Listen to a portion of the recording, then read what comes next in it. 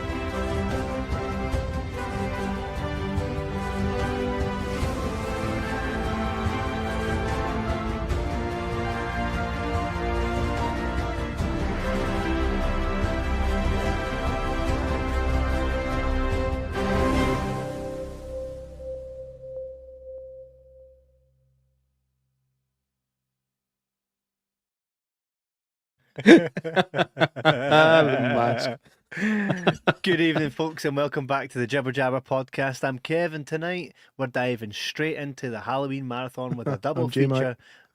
I was gonna. Did I ruin it? Yep. Ladies and gentlemen, welcome to the show. Start again. Did you like your Oasis guy that was in the at the end of the? Because I could see you, and I'm like, he's not even looking, and then you kind of popped your head up. But you didn't see him appear, did you? He was like that. No, sorry, I'd seen him, but I didn't see him appear. Need to go back and watch it. So we're covering two of those films, the Halloween 3 and 4. These are DVD versions of them because I had struggled to find the Blu-ray versions. So if anybody has the Blu-ray versions and they're not 400 quid each, feel free to chuck them our way because everything's better on Blu-ray. Matthewman, happy Thursday, fellas. Looking forward to this one. Good evening, lads. Liam McMaster, nice to see you, fella. So we went back and watched the next two films. We're here on a Thursday night because J-Mac was away. He's back, and it'll be in another couple of days. Sunday, we're doing the next two, right? Yep. Cramming all these in. 100%. So historically, J-Mac, you've never enjoyed the third one, so we'll start there. It probably makes sense to start with 3 because it's the first number of the two. Go with that. We'll go with that. Aye, let's go with that. And I've literally just finished it because I watched Halloween 4 earlier and Lee was coming down the night, so I saved Halloween 3 as a wee treat for the two of us. Yeah. So I've just finished 3. Two old pals. Two old pals. Just celebrating being old pals. She's creepy with that. Spooky bitch. King Matthew the Third. Oh, I wonder if he's related to Matthew Mann the Third. What's up? How are you guys doing today? Great, mate, and even better that you're here. Hope you enjoy the Halloween films as much as we do. Halloween 3, I don't think it really matters if you've not watched like them in sequence, because Halloween 3 is that bastard stepchild of the Halloween franchise, right? Aye, it's definitely the appendix of the series. By the way, this isn't my opinion, but that's the opinion of the ether, or at least the majority of the opinion. I have changed my opinion on it, but we'll discuss it as we go. So this film is it's during this time that John Carpenter was out. Tommy Lee Wallace, wasn't it? Yes. Tommy Lee Wallace directed this and wrote it. John Carpenter did have a hand in it along with Nigel Neal. And this was where they decided to turn Halloween into an anthology, rather, because I think at the time as well, the thought process was, we've gone as far as we can with Michael. We've clearly, this is something we'll get into when we talk about the next film, we've clearly murdered him, right? He got shot in both eyes. So just think about even though he's still swiping after being shot in both eyes, it's not enough that he's been shot in both eyes. He's literally walking on fire, falls down on fire, and there's fire literally coming out of his eye sockets, which means there's fire in there somewhere. Yeah. Yeah. It's also quite weird that his eyeballs burn. I don't like. I know eyeballs can burn, but they don't go in flames. You know what I mean? But, and But hey, he seemed the to whole- be definitely dead. The whole reason for that is so that, you know, we can essentially say he's dead. Like, it's like putting him in the big wood chipper. He's dead. It's letting the audience know he is dead, dead, dead. Right? So, with that in mind, we move over to Halloween 3 Season of the Witch, right? And I think the thought process was, well, Michael's dead, but why does a film named Halloween, not the Babysitter Murders, Halloween have to be just about Michael Myers? Because really it was about evil. So why don't we keep the theme of evil and make an anthology? So every year we can have a new Halloween film with another concept. Kind of Ghostbusters. Kind of like Goosebumps, right? Goosebumps type of feel. All that kind of stuff. So I'm all on board with that, by the way. So on board with that idea, right?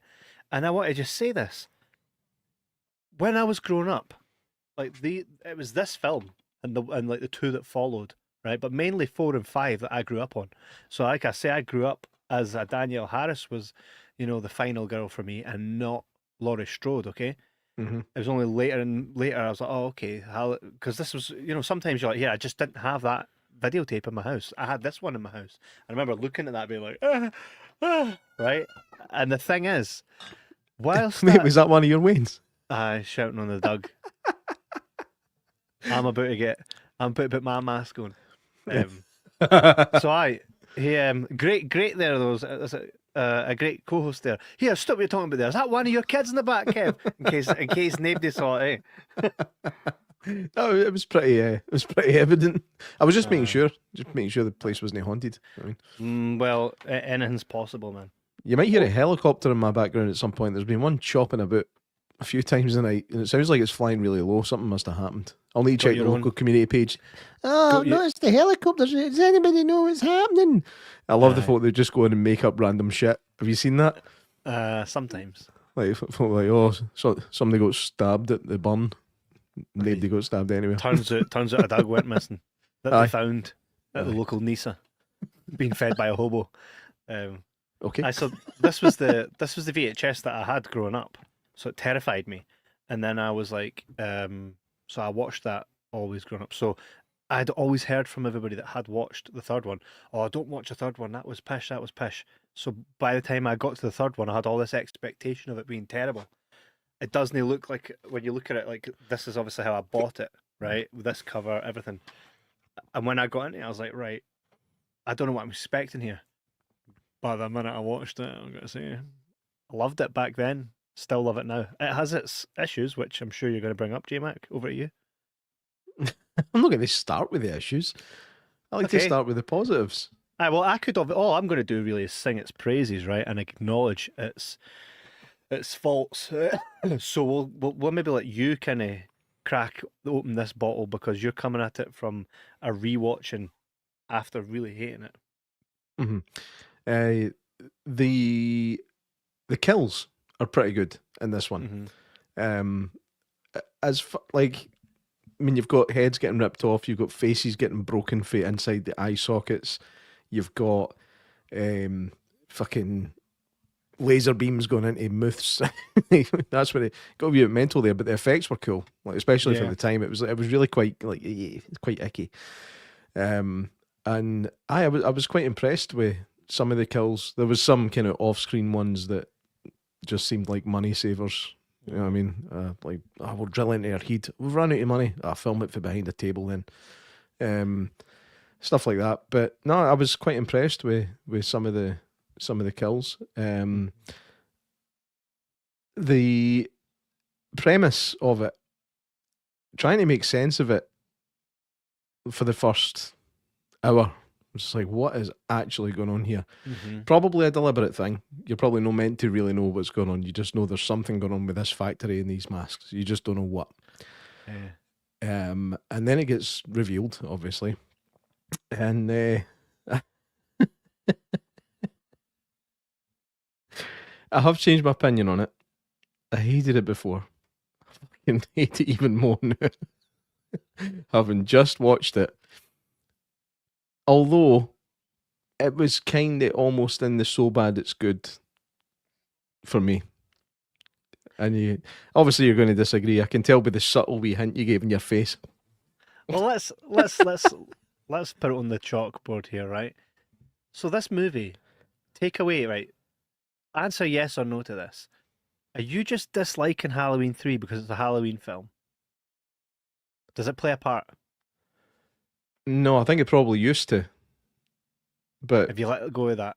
I let go of that. Glad- I went in tonight with fresh eyes, a fresh perspective. I even said before I started, like, I started kind of ripping the piss quite early on. I was like, right, stop, be objective here. So I was objective, and it was pish.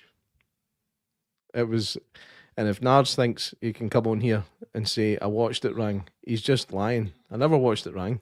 I looked at the screen, I listened to what was happening, and it was pish. Did you listen to it like an audiobook? Did you watch it with your eyes? I looked at the screen and I listened to what was happening. That's how you consume. That's how you consume a film. That's how I thought it was class. I've been reading it upside down, my lord. No, the I thing read it wrong. The thing is, like, I thought the concept of this was great. Like, the concept of the masks, I think, was actually a decent concept. It was just poorly executed. What the fuck was with the robots? well, they're made in the factory to deal with issues, right? Which, by the way, can I just point out, that very first robot that eventually douses itself in petrol and ends up in flames, right? That robot is very Michael Myers-esque in the sense that it does take away, obviously, the cyborg factor of it, right? But it goes in, gets done what it needs to do, and leaves. It still has that. You're probably thinking to yourself, is this the next Michael Myers? Is this what it is? Until it goes outside and sets itself alight. I can see where you're coming from. Aye. Like, you don't know that they're cyborgs at this point. It's obviously just, it seems like assassins that are employed by a fucking Halloween mask factory for some daft reason. But they seem like assassins, you know, almost like CIA. You know, you've got the suit on. They just suit, sunglasses. They just walk about, do their thing, and leave. The town has the Wayward Pines element to it as well. You know. Aye. The town's got issues, by the way. Oh, you think? No, but like issues that don't make sense, right? First thing I noticed, 6 o'clock curfew. Bit weird, but fair enough. There must be a reason for this. Why the That's fuck what's going to happen when we get our digital IDs. Why was the fucking liquor store still open for him to go and get a bottle? That's true. Why was that still open? That should have been shut. If there's a curfew at 6, the shop would be shut. Is it the same thing as like why they don't let you buy drugs, but you know they let you buy alcohol? Same type of thing, maybe. Same double standard that we've got. No, I think you're giving it far too much credit there. The shop should have been shut. It should have just been shut. Right. Also, the wee homeless guy, I think he was probably the second or third guy to get done in. He was too like, animated. They brought everybody in for outside to work at the factory. Didn't get anybody in the town a job. If they never gave anybody in the town a job, why is the town staying silent on this thing? You know, I mean, they've got no interest in it. Like the factory could be paying them a really good wage to keep their mouth shut. Mm-hmm. But nobody for the town's employed there. So why is the town so under the control of this factory that literally does nothing for them? In fact, that wee homeless guy even said it ripped the arse out the town. It killed the town. So why are they not saying anything? Also, fear. Yeah. Right. Also, problem with time zones in this film. Right, I'll explain. There's an advert going out at 9 o'clock to kill all the Waynes. Right, obviously I'm jumping a wee bit ahead here. Advert going out at 9 o'clock. I think there's 4 time zones in America. So it's only 9 o'clock in one of those time zones. You would think by the time it happens in the first time zone, word would spread to the other time zones to say, here, see at 9 o'clock. Then he watched the telly. Unless it was local and that Like, so if we say we're going to No, do this no, podcast it wasn't at because 9, it went to different places in the country, different places all over the country, to show, look, here's all these Waynes wearing masks. It's like, oh, adverts going out at 9. At the end, flicking through all the channels, turn it off, turn it off, turn it off. And technical difficulties. Oh, brilliant, he's getting somewhere. Gets to the last one, turn it off, turn it off. End of film. That's just one time zone. Wouldn't work. Also, the way they were talking is that factory has been there for ages, doing what they're doing. Right? They've only just nicked the stone for Stonehenge. This is the first time that they're doing this thing with all the masks and the kids. Mm-hmm. But yeah, we're made to feel like it happens all the time.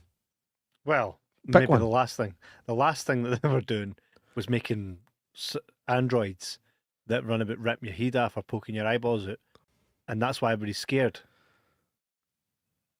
Did you not notice? Did you not notice there was not a lot of people in the town? I wonder where they went. The uproar. Is that right? Aye. Surely the wee homeless guy would have mentioned that everybody in the town there fucking disappeared. He was telling them everything else. Well, he's pissed. He's that guy. It's like, I've seen some stuff, man, and nobody takes him seriously. And you know what's funny though? They do. He walks out with a bottle and he's like, "Hey, man, I've not got any diseases. Gives a swally." And he's like, "I ain't bother. I would never share my drink with a homeless guy." Mainly because you're like, here, this is too good. It's mine. I paid for it, you prick. Aye. I'll give you £1. Chin 4 more folk and go and get a bowl. I felt that character was the homeless guy was quite animated. He was like pantomime drunk guy. Mate, so was what was his name? Fucking Callahoulihan, whatever his name was. Yeah, Cochrane. There's not even a no in it. Aye, there's no in it. But there's no no at the start. That's what I'm saying. Right. But There is what in was his what real was name. he all about? I mean, that's the old man for RoboCop. That's the guy that runs OCP. He seems to have a thing Yep. for running massive companies in the 80s. But to have his acting was atrocious. Properly phoned that in. Unless he was told to do that by the incompetent director, Tommy Lee Wallace. It was just a shit show, man. I'm curious to hear how you can think it's anything but absolute tripe. Well, I think nostalgia factor for you. kinda that, and the fact that it does have that goosebumps type of Twilight Zone feel to it. Yeah. Aye, but that's not what a Halloween franchise So should you're be. asked about it being a Halloween film, Well, you have to be. It's a Halloween film. to an extent. But like Halloween 1 and 2 aren't any Goosebumps films. They're proper horror films. Second one a bit less so. Second one's really silly. And that's the one Tommy Lee Wallace was actually Michael, wasn't it? Oh, I can't remember. The second one is Tommy Lee Wallace, I believe. I'll just double check that. Fact check myself before I end up getting somebody in the comments saying, "You were wrong. It was Nards. Where's Nards? He's in Liverpool tonight." So, Oh, that's right. Ideal. so I'm only he'll- to defend myself Nah. against him. it was actually Dick Warlock that was. It was Richard Warlock that was. What a great name, eh? I know. Like if ever there was a name that was meant to be in the film industry, it's Dick Warlock. Hell yeah, Dick Warlock, back for some more action. It sounds like it's almost like a Tug Speedman kind of name. Tug Do you know what I mean? Dick Warlock, don't call me Floppy. Martin says, as a kid, Michael never really scared me. Halloween 3 used to freak me out, especially the family testing scene. Telling you, Michael should have been a Silver Shamrock robots dude. Do you know, we've talked about this a wee bit. Michael Myers, maybe not even so much being a robot, but something happening to him at the Silver Shamrock would have been phenomenal. I would have loved that. See if they basically like gave you that as the reasoning in the new trilogy, something that we will get into later. If they gave us that, I'd have been like, yes. And it's like for someone to say, hey, that's a wee bit out there. No, actually, what you should do then is just have him not die for no fucking reason. Do a proper Jason Goes to Hell and transfer his essence into someone else. That's no out there at all, is it? Innards! I'm not saying that the Halloween films don't get really stupid, because they do. But you know what I just mean, not as stupid as this one. Like, but to say, to go in one hand say that Michael came from the Silver Shamrock, right? is too out there for a Halloween film, and then look at how they just ended it with Halloween Ends, and say that wait a minute, I think the Silver Shamrock thing actually makes more sense than he just transferred it as essence. Got really weak after getting done in, and then just no dying. No, The only thing is, the first Halloween was set in 1978. He killed his sister in 1963. I don't think they would have had even anywhere near the technology in 1963 to build a robot that grows at the same rate as a fucking human being. No, not a robot. Michael's not a robot. Maybe someone in Michael's family worked at the Silver Shamrock, brought something home, and Michael interacted with it, and it changed his makeup, his inner makeup. That makes sense? It makes sense. Right? Not saying it's a good idea, but it makes sense. Or maybe not even so much the Silver Shamrock. Maybe that it's just that Michael's dad works for Cochrane at a different company before Silver Shamrock was made, and this is where he was like toying with like technology that essentially didn't create Michael, but took this young innocent boy and rewired something about him, done something to him. That makes more sense than take my power, which happens in Halloween 4 also, by the way. Here's another thing we'll get into when we get into the next one. But there's a lot of similarities over the original Halloween movies and the remakes, the recent remakes. A lot of similarities with regards to character types, deaths, and where they take place. There's a lot of like, oh, there it is. It's the same type of thing. Mm-hmm.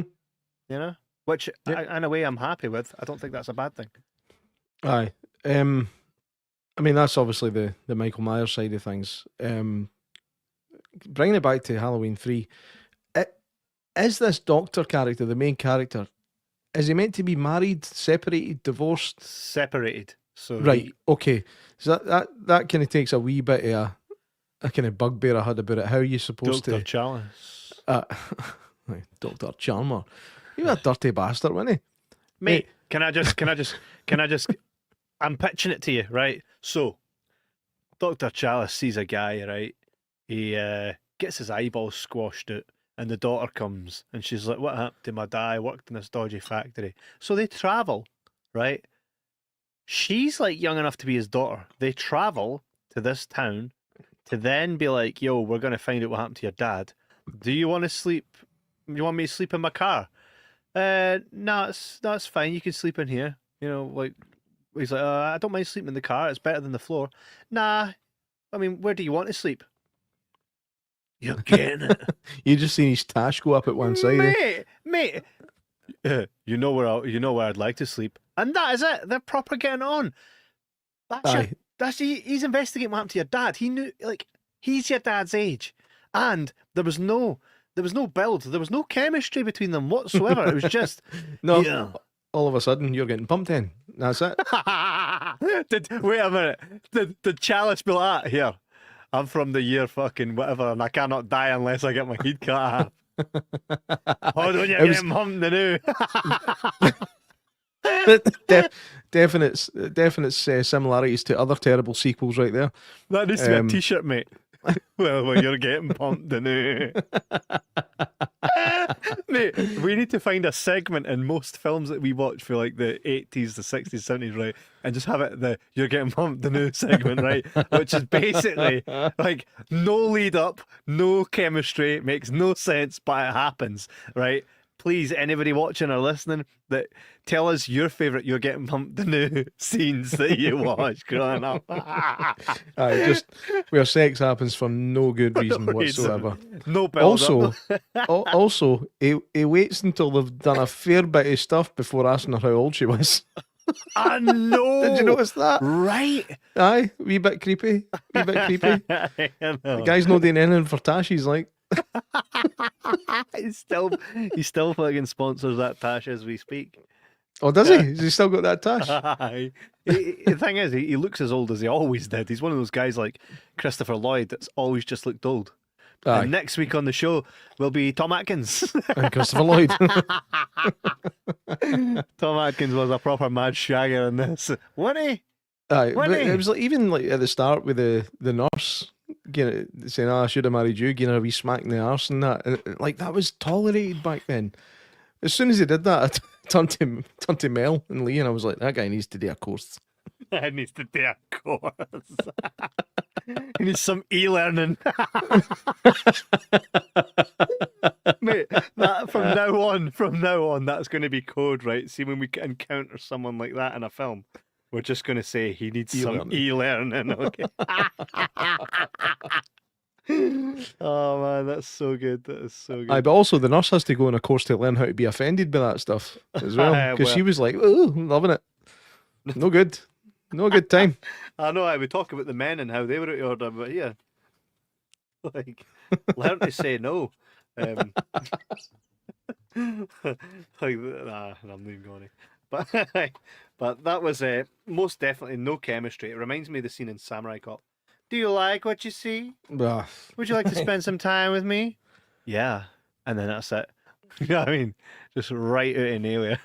And that's definitely you just keep it warm.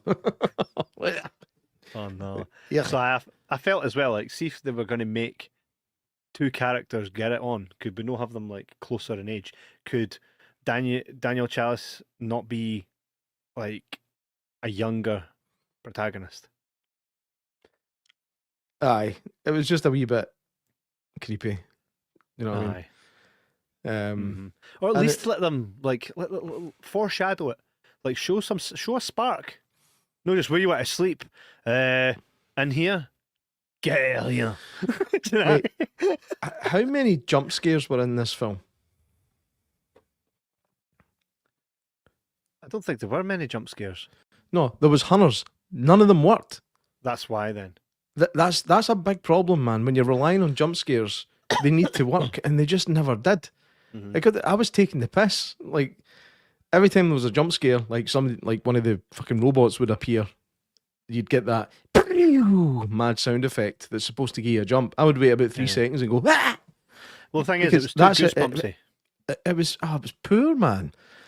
I think you really have got a soft spot for it, I think, because of nostalgia, because it is objectively, with my objective eyes watching it tonight, fucking terrible. What did Lee think? Did he hate it? I'll let him comment. I'm sure he'll catch up in a minute. Yeah. Don't you just love the fact it's like the night nobody came home, Michael's knowing it. They should have said that in brackets, eh? Aye, also very, very misleading title. Halloween 3, Season of the Witch. Aye, where's the witch? There's a mask that's a witch face. That's it. I mean, Halloween, Season of the Witch, maybe it's just saying that Halloween is the Season of the Witch, but what you're expecting when you see that cover, that title, you're expecting to see a film about a witch, which would have been a better anthology. Not about fucking robots and shagging doctors. Shagging doctors. Aye, do you know what I think, J-Mac? We're going to have to do a deep dive on this at some point on Halloween 3 of what worked and what didn't work, because I think there's still loads to like rip to bits of that. I still stand by that. I have a good time watching it, and that's why I'll still defend it. I did say that, and I said it during it. I said I'm not having a terrible time watching it because I think it is so bad that it's almost enjoyable. Aye. But then see that family test scene that Matthewman said freaked him out. When that happened, I was just like, what the fuck is this? Why is there... I mean, I can understand the wee chip and the thing killing the kid, right? Totally get that. Why is there snakes and insects coming out his pus? That makes no sense to me whatsoever. That doesn't. Like, why even bother with that? Kudos to the actors in that scene, including the wee kid that just let these insects crawl over them, because you can tell that the people are just letting them do that, and fucking fair play, right? Because there was no CGI for that stuff back then. They were right. Box of crickets, woof. Action. Box of crickets. Quick, more SpaghettiOs. And I mean, the visuals of it were like a wee bit but it made no fucking sense. None whatsoever. And Stonehenge, fuck off. Just fuck off. Matthewman says, nostalgia, man's greatest weakness, second only to the neck. Too soon. The Achilles heel. Didn't give me it, man. Mine's just been... Actually, I'm getting old. My Achilles tendon's giving me jip. My Achilles. Honestly, man, it's really... There's like a wee bump on it that kind of flares up every now and again. Like it goes down, then it comes up. It goes down and goes up. It's like it fills with fluid or something. My last day at Disneyland was a nightmare. Just walking about, it was fucking agony. I'm gonna need to go and get looked at. Damn. I'm getting old. I'm getting Mate, old. who was it? What was his name? Oh, by the way, what did Lee say about Halloween 3? I missed it. Pish. Is that an acronym? Oh no, he said it was pish. Achilles died from being shot in the heel. You know, I don't think he got shot. it was an arrow. He was I shot don't with an think arrow. Aye, Was he did. shot with an arrow? Aye. Did he not He get was. it cut? No, got shot with an arrow, mate. And the fact that happened in his Achilles. Sorry, I was is what preparing killed- for Halloween 3 and 4. No, a fucking Greek history lesson. Oh, you brought it up, mate. With it. Oh, no, in fact, I did. But the fact is, what I'm trying to tell you, J-Mac.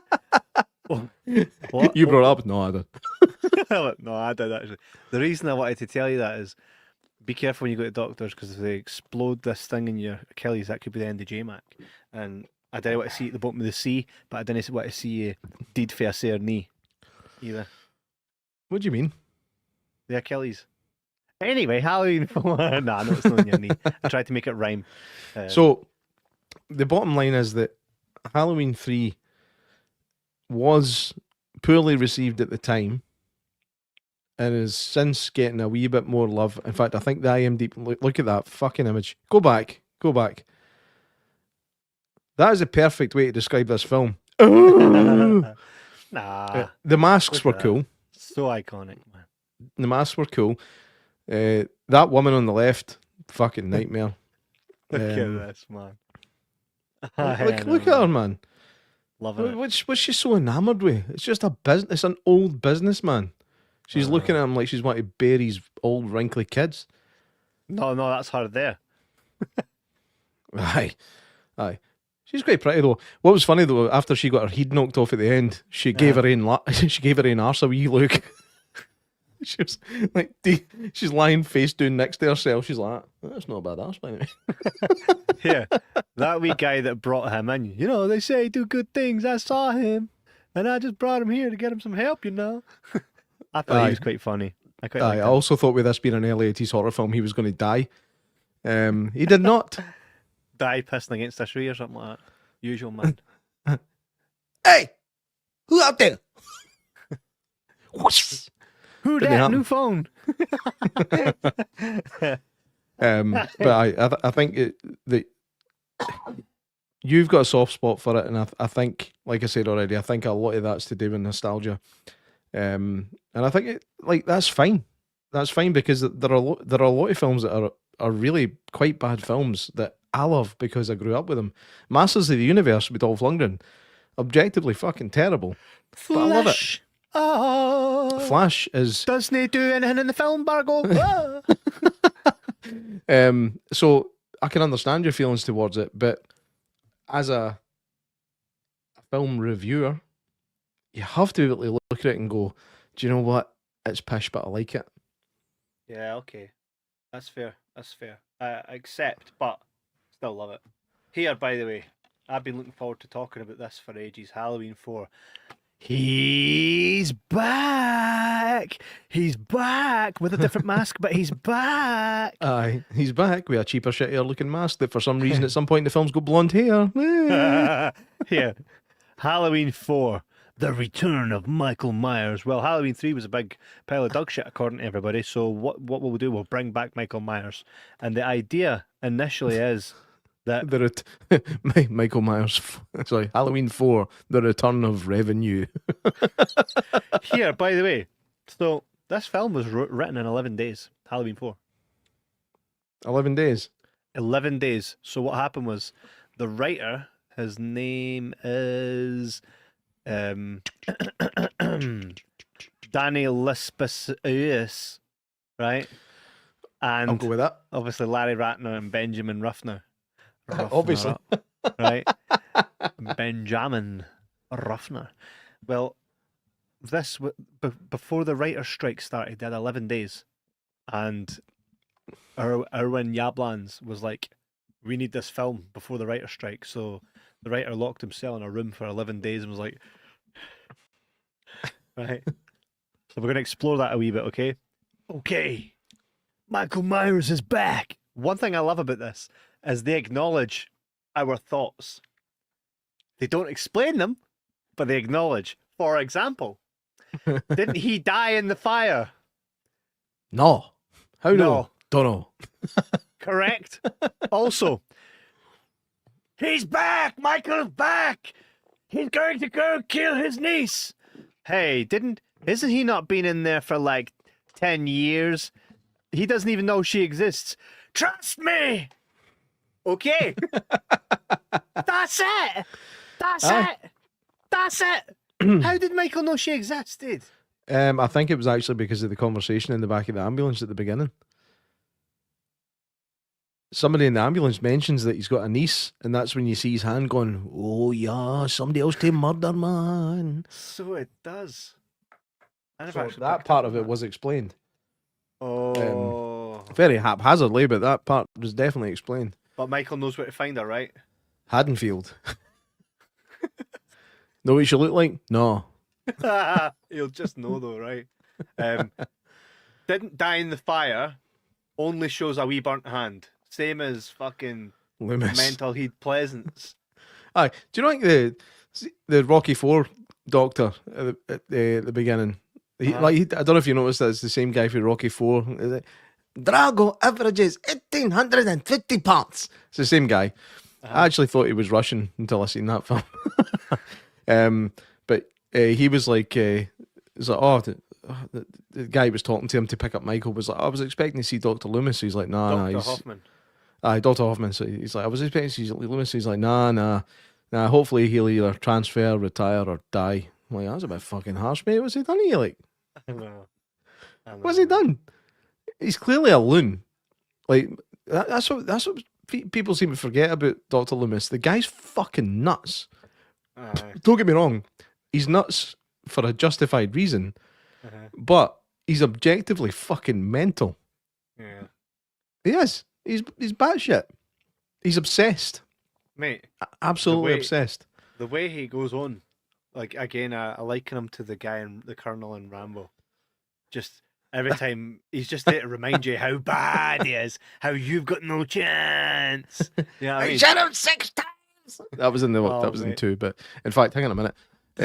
I'm just going to address Lee for a wee second. Lee, we're talking about Halloween 4 now. Watch the traitors if you want. Watch traitors if you want. He only watched Halloween 3 base.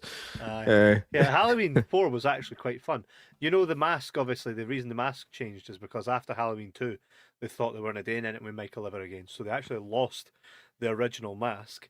And at the time, because it was written in 11 days, because they had to pull their pants up on this one, they were like, fuck it, we'll just take anyone. Right? But by the way, I'm actually okay with that. And here's the reason. Because why would he have the same mask? He's just came out of a place where it all burnt to hell. Why would he not go for the same type of mask? 100%. He's just found another white mask. He likes the white mask with the dark hair. That's it. Or for some reason, like I said, blonde hair at one point. That was weird.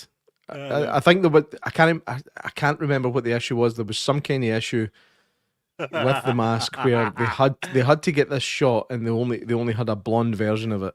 Look at that. You could still see Captain Kirk in there, though, eh? Taking a shite, aye. Yeah, I mean, you can still see it. Here's another thing as well. The lynch mob. Evil dies tonight. Oh, 100%. Right? And the bar that they're all sitting in, talking about what happened 10 years ago. It's very reminiscent. Eh? Yep. Danielle Harris. This was introducing Danielle Harris. I don't know why she never went on to do bigger and better things. I mean, I know she's kind of acted steadily for... She was in Charmed, Urban Legend. Like I said, I don't know why she didn't go into bigger and better things. Hatchet. She was in... Quentin Tarantino really likes Danielle Harris. I've always sung her praises. She's very, very good. Like for a child actor, she actually carries the film quite well. Because no, she's good at that. Yeah, it's hard for a child. It's hard for a child to emote like that on camera. Like Macaulay Culkin, when you look at him, he's like one of the biggest child stars of ever. It wasn't a great actor. He was just good at remembering lines. Do you know what I mean? That whole like Home Alone, he's pretty much just reciting his lines and occasionally going like that's perfect, perfect. Yeah. Danielle Harris is actually acting, and she's Yes. good. She is very very good. She did appear in Rob Zombie's version as Annie as Annie well. Brackett, yeah. Yeah, Well, I so thought that it was cool. It was a great touch. But I expected more from her. She could have been Oscar bait material if she'd chosen the right projects or if the right projects chose her. It was the way she was handled, mate. I think I've listened to a lot of her podcast. I don't listen to it as much now, but when it first started, and it's Talk Scary to Me, she does it with Scout Taylor Compton, who is in many different films. But as we're talking about Halloween, she played Laurie Strode in the Rob Zombie films. Yeah, quite badly. Right? But we'll get to them, right? But she and they both do a podcast, and she talks a lot about it. For example, like this was her first real film, then the second one, and then by the third one, when we'll get to that, like she was mistreated. One thing I'll say as well, which is really horrible, right? So at the release of Halloween Ends, was it Ends or Kills? I think it was Ends. She was told by the PR people, right? Because there were talks with David Gordon Green about maybe potentially having something for Danielle Harris, which would have her being part of all of the remake series. It'd be the original, then we've got the remakes with Rob Zombie, then this one. It never came to fruition, but they stayed in touch. Then they were told by the PR, would you and Scout like to come to the premiere of Halloween? I believe it was Halloween Ends. I think it was Halloween Ends, which I've got a huge poster of right there. Would you like to come to the premiere? Jamie Lee Curtis would love to see you there. She said that she would really like to see you. So they were like, of course. They went along. They got a chance to get up and close with Jamie Lee Curtis. Danielle Harris was like, I've never met her, which is mad when you think about it, right? Obviously, Jamie Lee Curtis kind of distanced herself at Halloween. But she was like, as someone who basically played her daughter and carried the franchise after her, we've never met. So she goes up to her and she's like, hi, Danielle Harris, I played your daughter in all the other films. She goes, I didn't watch those films. She's like, okay, well, I played your daughter. Nice to meet you. She's like, I have no idea who you are. And she's like, okay. And then they took an awkward as shit picture together. Mate, look at Jamie Lee's haircut. You know she's a fucking Karen, eh? I think that was just so. Do you know? And I've said this, and I'm going to say it throughout all these episodes. Jamie Lee Curtis can go fuck herself. Truly, right? Because she shat on the franchise. She has shat on the franchise. She has not watched any of the other stuff. And I'm not going to say that you have to, right? I don't control what anybody chooses to do, what to watch or not to watch, right? But to be like, I've always loved Halloween and all this shit. When you've like, I could answer more questions about the franchise than you can, and you're Laurie fucking Strode. Go and fuck off. Do you know what I mean? Aye. And you've got someone like Danielle Harris who, like, completely embodies Halloween. She loves it. She goes to her website. She takes pictures of herself and cosplay with the Halloween. Like, she soaks it up and she gives. Can I to get the these fans. pictures? No, I'll show you right now. All right, but look, look right there. Look in look at Jamie Lee Curtis. Like, who the hell are these? And look at Danielle Harris and Scout. She does. Like, She does look like she's just met them at a Comic-Con, eh? yep. And look at both of them. They were smiling, like both really offended. Now, when they released the podcast about that, right? They released. Wait, was that Scout Taylor? Yeah, Thompson on the left. does What not the look fuck how happened to her puss? No, that's She an awkward picture. It's just an awkward picture. She looks like doesn't- Bruce Willis's daughter thing. Nah, she doesn't look like how she did in the Halloween films. She's obviously grown, but she's matured. The thing is, if you look at that image, she's got stuff put in her face. Look at that face. no, I don't think. I think it's just the awkward, like, angle of the picture. Trust me. Is this Like, when you tell me that that- you've lined her up as a guest? Next week, ladies and gentlemen. See, J-Mac, I tell you, she hadn't done anything to her face. You say she looked like What? Bruce Willis. No, I promise you. Look it up. Look it up. She looks absolutely fine. But yeah, can you see it in the face? Look. You know what I mean? Aye. Jamie Lee Curtis is like, what am I doing? And the other two are like, this is awkward. It's very Well, awkward, isn't it? Either it's awkward or Daniel Harris stuck her finger up Jamie Lee's arse during the photo. Well, here's the thing. They which is done a quite podcast. awkward. Mate, they done a podcast where they went right into it, and they said as well, they says, once that happened, we came home and we filmed a podcast that we had to delete because we were just like, that fucking bitch, they were going to town on her. And they thought this isn't good. But they basically says, like, don't meet your heroes. She says, like, we came home and we were both like in tears, like, why were we treated like that by her? Like, it's just so out of order. And that's just one thing I'm going to say right now. But when we get further into it, especially when we get to H2O and all that and Resurrection, I'm looking at you, Nards. Jamie Lee Curtis can go fuck herself. Truly can go fuck herself. Like, and I say this for my love. I don't know her, right? And nor do I know her personally, right? She seems like a wank. But what I'll say is this.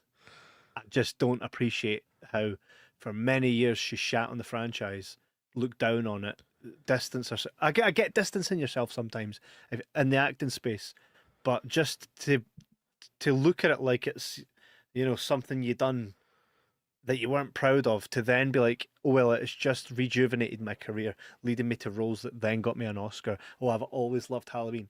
Fuck off, right? Authenticity, pal, and we can sniff it. And that's what I'll say about her. Okay. Right. Well said. I love. One thing that I would like to think would run through the mind of anybody that lives in Haddonfield or anywhere between Haddonfield and Smiths Grove. Get the fuck out of Dodge. Don't be a mechanic. That Michael, he'll come and get you. Oh, aye. He will come and get you. Well, see when this movie starts. See just that. Does that not make you feel warm inside? No, I actually hated the opening. Why? Because it never had the pumpkin with the music. It actually fucking annoyed me. I understand that. It opens up like fucking Little House on the Prairie. I'm expecting like the pumpkin maybe opening up to see a skull, then the skull opening up to see a soul. You know what I mean? That's what I want for the fourth one. No pictures of farms. There's drama in this film. There's a lot of like soap opera type stuff, which I'm fine with because, like, why wouldn't it be? It's meant to be life, right? You need to try and make people care about the characters. That's the thing. Yeah, of course. Which you do. I think Lindsay, who's like the Annie Brackett of this film, I thought she was quite fun. I believe that Rachel was truly, for me, like a bit of a standout in both this and the next one. You know what I mean? She's like the big sister, even as well, which was really nice. She's talking about how she's a foster sister, but she's really taken that role seriously and become One thing that made me chuckle was she's like, did you know your mom used to babysit me when I was a kid? She's like, yeah, I wish she could have done the same for me. I was like, oh, say the right thing. Say the right thing, hen. Fuck's sake. I wish my mum looked after me more than you wee bint. No, but she did though. Here's another thing which annoys me. Laurie Strode, she survives 2 meetings with Michael Myers. She survives. Dies in a car crash. Well, you couldn't see a stop sign or something. It's a cheap cop out for not being able to get her for the next film, though. But let's face it, you are more likely to die in a car crash than getting your arm cut with a kitchen knife. Do you know what I mean? So I can believe that she would die in a car crash, but be able to survive an attack from a killer, right? Car crashes are relentless. Doesn't matter how young, fit, and strong you are. If you get in a certain type of car crash, you're going to fucking cop it. We're not built for it. Michael and Star. There's also no fight or flight time. Yeah. When you're in a car crash, it happens in the moment, and what happens to your body happens, and you might die, you might live. When somebody's chasing you with a knife, you might get away. There's a good chance you'll get away. No, if it's Michael, you're not getting away. Even though he never runs. I know. Weird. Mate, the thing about Michael and Star from Lost Boys, survived all that, died after having 2 kids. I don't know about that. Have you never seen the sequel to Lost Boys? You don't need shit on it. You don't need shit on it, right? But yeah. No, in fact, no. I think I have kind of maybe half seen the first Michael and sequel. Star are dead. Car crash. Oh, shame. Survived like vampires in Santa Carla, but So listen, we can only get Corey Feldman for this. What are we going to do with the rest? I'll kill him off. Fuck it. ridiculous. How come we can only get Corey Feldman? Because he's no busy. Rubbish. They got Jameson Newlander and all. They get him and all. Aye. And he is busy because the amount of times he said he'll come on this show and then ghosts me. It's like he'll pop like a whack-a-mole. He pops up every like so often. It's like, Kev, are you still let me come on the show? Yeah. I'll get back to you this week. Cool. Chase him up. You want to come on the show? Crickets. Boxer Crazy. crickets. Boxer crickets right out of the head. You're getting pumped now. I think I really enjoyed this. Right, I was all right with a mask change. I was a bit confused with the lack of dead from Donald Pleasance and Michael Myers. They just didn't die for no reason whatsoever. He's the boogeyman.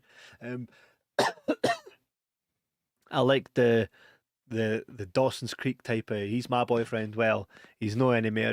He's with me. I'm getting pumped anew. You know what I really loved though, and this is for me was a standout moment in the film. Right. This door is the only way to get in and out of this house. Right. Stand there with a shotgun, and I've bolted it. Cool. Right. I'll sit here with my shotgun. You guys just keep an eye. Right. Mind it's only that door he can get in, and it's bolted. Right. Go make us coffee. Cool. Got to make your coffee. Come back. Here's your coffee. Here's your coffee. Here's your coffee. Turns around, sees somebody all folded up, goes, ah! Michael stands up with a shotgun. Yes! I was like, fucking yes! I thought that's terrifying. Terrifying. One, because how the hell did he get in there and kill folk without anybody actually seeing it, right? Two, you've looked yourselves in. I was like, yes, man. One thing that I did find a wee bit disappointing with the fourth one was the kills. See, the first kill, when he gets the paramedic where he shoves his thumb through his forehead, I was like, oh, we're in for some special shit in this one. And then until the shotgun kill, there's nothing, and there's nothing after. There's no decent kills. It's all just run-of-the-mill pish. The shotgun gone through the blonde lassie was pretty cool, but no gore enough. They should have had a wee bit more gore just to make it fun. Do you You think could hear some squelching, but there was no viscerality, I think. Do you think that was like, here, you're that good at taking folks' pipes, here's one of mine? Do you think that Pipes? was... Ah. Do you know what I mean? Do you The not old think double that's what... barrel. The old double barrel, man! Here's some pump action for you. I love how much you loved that joke. Hell yeah. Your You're face nearly went inside out laughing at yourself there. mate, you're getting pumped anew. Oh, man. And Yes. by the way, I was going to take a screenshot of this when I was watching it, but I couldn't find my remote for my projector. I couldn't find it, so I couldn't rewind it and pause it. Quite near the end, after he's been on top of the car, Mm-hmm. and then he rolls off the car. See when he first stands up, Mm-hmm. and he's standing in front of the car. Do you know like he looks a wee bit fucking weird? Like, Off the top of my head, He's like man. this. It was probably a doll, man. Probably a doll. No, because he's still moving at that point. He's clearly a dummy when he gets run over, but just when he first stands up in front of the car, I don't know if he's covered in padding or for the stunt or something, but he just looks. He was. Aye, but take the padding out, then get that shot. The padding was because the guy that was doing the stunts wasn't menacing, so they padded him for that reason. But it just looked stupid. Mm-hmm. It looked stupid. Mind when you were a kid and you put your knees in shoes and pretended you were a wee guy. That's what he looked like. it was just fucking. It was strange looking. Like I laughed. I burst out laughing when he stood up in front of the car. I was like, "What is going on with him?" It's class, man. Looks like he's wearing American football padding under his boiler suit. Hell yeah. She was nice. Yeah. Shame she she's the got one. pumped. Twice. There's our girl Rachel, who's quite She a big. was It's a decent. shame when people talk about Final Girls, how her name's kind of left out, a wee bit unfair because she done so well. But I We've think got- we like Danielle Jamie. Harris kind of takes the cake on it. Like she's the main focus of it, so she's just there, kind of like a sidekick or a protector. Do you think she gets her flowers for Halloween when people talk? No, about I don't even know her name. Danielle Harris. Oh, sorry, I thought you were talking about Rachel. No, The Ellie sister. Cornell. Yeah, no, I think you're right. She doesn't get near as what she should. I don't even think Danielle Harris truly gets the love. Like, she gets love, but we just don't talk about her in the same way as we talk about Laurie Strode, obviously because Laurie Strode is the original. I just think that Danielle Harris put as much, if not more, into it, and was always very giving to the franchise and willing. You know, even when we get to the next 2 episodes, The Curse of Michael Myers, like, she's not even in it, and there's reasons for it, which we'll get into. But I just think, you know, in a sense, anything that's not Jamie Lee Curtis is just kind of shat on, and I think it's unfair. I think it's truly unfair. Yeah. Yeah. I thought Halloween 4 was fucking class, by the way. I don't mind it. You know, we're not going to explain why he's not dead. It's I not loved terrible. It's Loved not it. terrible. It's no great. I grew up on the first Halloween, which is again still objectively the best one. Even though it's nearly 50 years old, it's still the best of the Halloween, and the reboots of Halloween is still the best one. That one there is decent enough to get by. I think the 5th one by memory isn't as good. We'll find out on Sunday. But it was watchable. I mean, I didn't have a terrible time with it, unlike enjoyed it. Halloween Bastard 3. Here's the thing as well. The plan was truly, at the end of this, to move the shape into Danielle Harris, right? But they shat out of it for part 5. They shat out it. They spent 2-3 films now trying to get away from Michael Myers, right? The plan initially was that basically Halloween ends again, mirroring that Michael passed the essence to Danielle Harris, to Jamie Lloyd, and she was going to be the next. But they were like, do you know what? We're shiting at it for the next one, which is quite a shame. It's also confirmed that the mother-in-law, sorry, her foster mum didn't die. Like, they initially planned that she was going to die. Darlene is her name. They initially planned that she was going to die from the wounds that she received for getting fucking malkied with scissors, right? Malkied. But she didn't. That's no Michael. That's no Michael. That's a drawing of Michael. But they didn't. They shat out of it for the next one and just made it so she couldn't speak. Which it gets weirder in the one after that. Oh, Michael try to get a hold of Danielle Harris, his niece, to kill her. She's getting Also- bumped anew, and then decides to kill her. So Michael now has a son with his niece.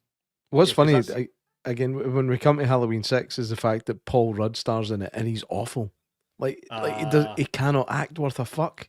Yeah, Anyway. he's probably one of the, like, you don't think of Paul Rudd as a bad actor. I enjoy watching Paul Rudd. I think he's very, very good. But in that film, wow, just pish. But we'll come to that. Mate, I'm loving going through all these Halloween films. I'm like, mostly loving it. Did not love Halloween 3. I really did, but I heavy enjoyed Halloween 4. I thought it was beautiful setting. The music was still fun. It was all fun, mate. The next 2 should be a right scream. Should be a right scream because I've got fond memories of Halloween 6, in particular, because I enjoyed it when I was a kid, but I know now. Pardon me. I say when I was a kid. I think I first seen it when I was maybe 14. also they could see the iconic shot of Michael in amongst the washing. We've seen that. We saw it in 2, didn't we? I only remember it in 1 and 6. No, because it was not in 4 as well. Can't remember. Can't mind now. Fuck. Bye. That's quite an iconic scene, isn't it? Really. Him standing in among the washing. That's a good image. I saw a fan film earlier on that used that image. Well, tried to. It's a fucking shiter. It was called Halloween 4, funnily enough. A short film called Halloween 4, made by a fan, and it's pish. Like, fair play for trying, like, but, well, I say fair play for trying. Fair play for making it. You didn't try, though, because it was fucking awful. But this is all conversation for the next ones anyway. But Which I'm looking forward to. Sunday, Heavy. we're only a couple of days away. And there'll be no issue getting through the next two. I think the only issue is me redecorating this full show and creating another wee intro. That's not an issue. I just need to take a bit of time in it. It was a good intro today, man. I enjoyed it. Enjoyed thanks, it. you like it. Apart from see that fucking one more Halloween. It's stuck in my head. I'm not going to be able to sleep tonight for that going through my fucking mind. Which, hey, mate. I think there was some commentary in that about consumerism and advertising 100%. And TV 100%. And how much it's poisoning everybody's 100%. Brain. So I'll give a wee bit of credit for that stuff. Other than that, fucking push. Also, it's like, don't be a nosy bastard. You'll get fucking zapped in the eyeballs with fucking special lasers. Daying away in the night to a factory, because that's where you get treated. What's funny, though, is when I was looking at that wee chip on the back of the Shamrock thing, I had a good look at it, because I work with that stuff. I did not see one laser. Laser diode. Did not see one laser. I didn't see any vixels. I didn't see any lasers. Or snakes. What I seen was crickets. Transistors, resistors, and transvestites. Fuck all.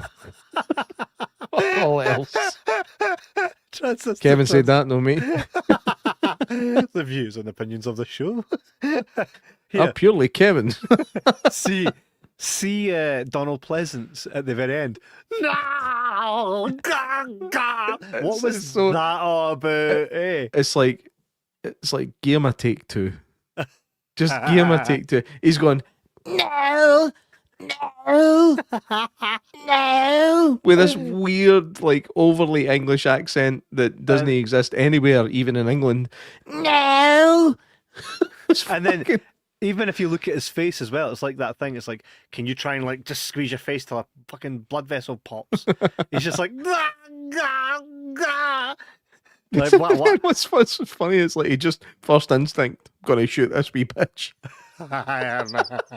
Because he's seen it all happen before with Michael. She's standing there. As an observer, you'd be like, this guy's fucking mental. I know. The thing is, well, she only just malkied somebody with scissors. Like, calm down. Hi, well, I've all done that.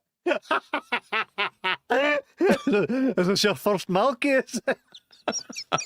That's not a malky. That's a drawing of a malky.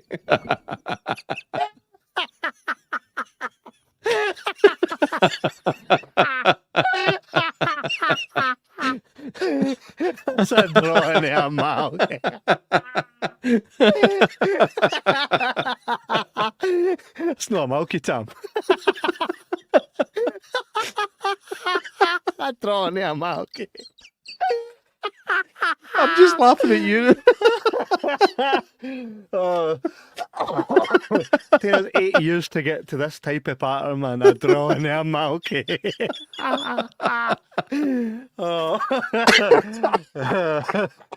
That's not a malky. This is a malky. That's funny.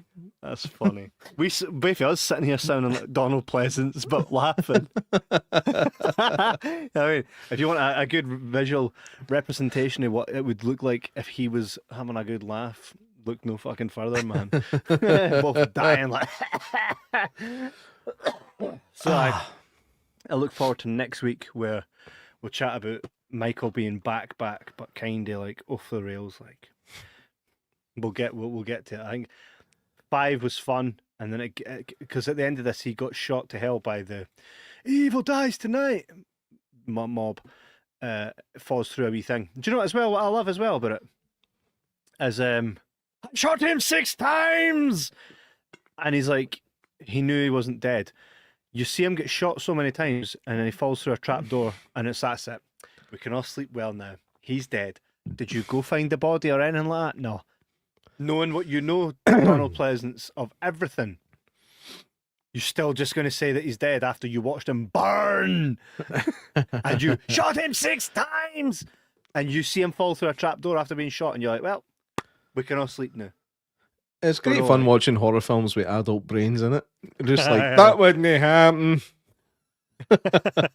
Absolutely, but it's fun. That's not happening. That's a drawing of happening. This isn't an end of the show. It's a drawing of the end of the show. Yes, lads. See you next. In fact, see you this Sunday. Oh, pardon me. Oh, that was nearly a really good trailer voice with a burp. Nearly. We're almost there. I'll work on it. But yes, we will see you on Sunday for part 5 and 6 of Halloween on this Halloween marathon in New York City. That was my wee bit. Cheery bye. Good man. Take it easy, fellas. Enjoy.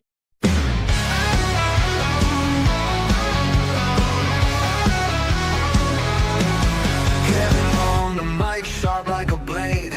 J-Mac cracks a joke, got the crowd swayed. Sundays light up as they set the stage. 2 voices cutting through the digital age. Oh, Kevin and Jay, nothing roll like thunder. The bond isn't fake, it'll pull you under. They laugh, they clap, but they never found her. Brothers in the spotlight, no love is louder.